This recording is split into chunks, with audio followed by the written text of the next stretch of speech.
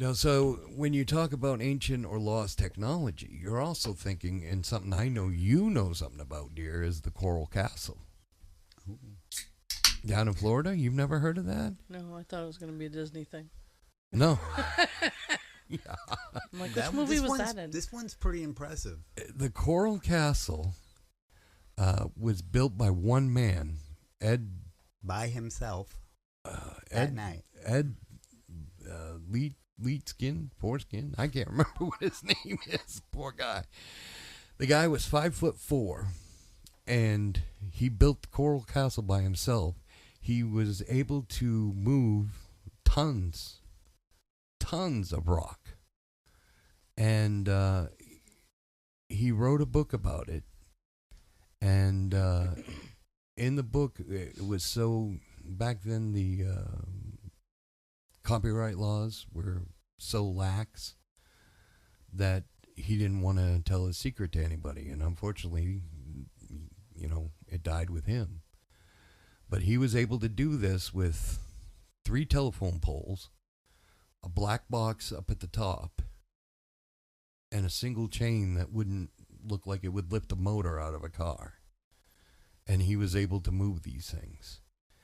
And he had done it so precisely. There was a gateway in the Coral Castle that they had an earthquake, so it doesn't work so much anymore. But you could open up the door with one finger and move this 2-ton rock with ease.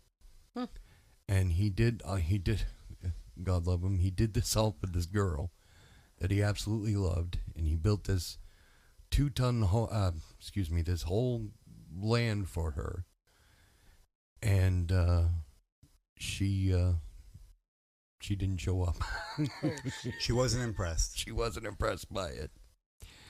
So then, heartbroken, after he built this thing, he moved it miles down the road, and like Bub said, in the middle of the night, within, I think, a month or a week or something ridiculous like that.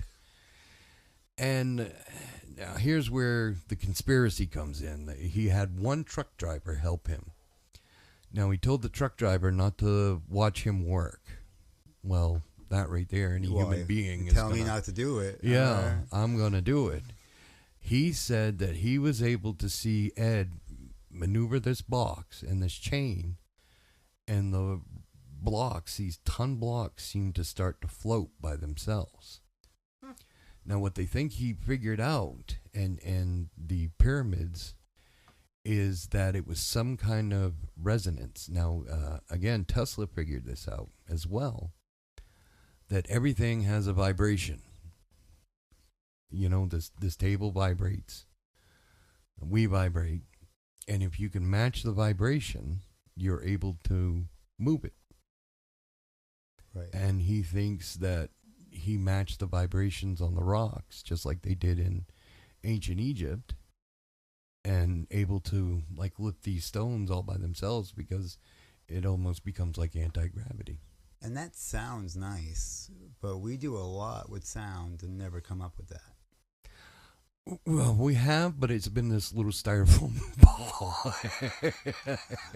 We got protons going the speed of light. Yeah. I'm sure we got somebody with some music doing something. Yeah.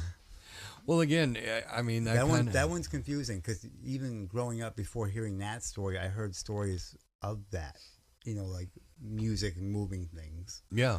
So to think if that was possible, we still couldn't figure it out now is...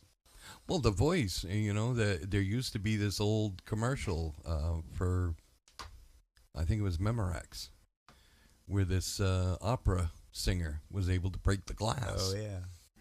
So, I mean, if you can break something just by singing, I break my mirror when I look at it. So, now stop now. What do we call that? Telekinesis?